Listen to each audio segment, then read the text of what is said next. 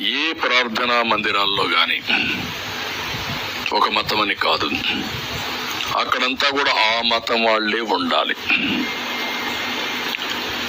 ఆ మతం వాళ్లే మేనేజ్మెంట్ మీద ఉండాలి, ఆ మతం మీద నమ్మకం ఉండే వాళ్ళే ఆ మేనేజ్మెంట్ ఇష్యూస్ అన్ని హ్యాండిల్ చేయాలి.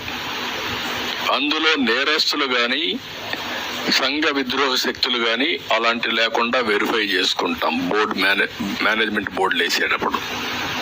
ఇవన్నీ కూడా తీసుకొచ్చి సాంప్రదాయాలకు అనుగుణంగా ఇవన్నీ తీసుకొస్తాం. అదే సమయంలో అక్కడ పనిచేసే వాళ్ళ దగ్గర నుంచి మేనేజ్మెంట్స్ దగ్గర నుంచి అన్ని జాగ్రత్తలు తీసుకుంటాం. ఒక దేవాలయాలే కాదు, మసీదులు గాని ప్రార్థనాలయాలు మీ చర్చెస్ కానీ అన్ని దిక్కల ఇది పాటిస్తాం. అందరం కూడా మత సామరస్యాన్ని కాపాడుకోవాలి. వేరే మతస్థులకు అనవసరంగా ఇబ్బందులు కలిగించే విధంగా ఎవ్వరూ ప్రొవోక్ చేయడానికి వీల్లేదు. అది కూడా తీసుకొస్తాం. అవసరమైతే ఒక ప్రత్యేకమైన చట్టాన్ని తీసుకొస్తాం, దాన్ని అమలు చేస్తాం.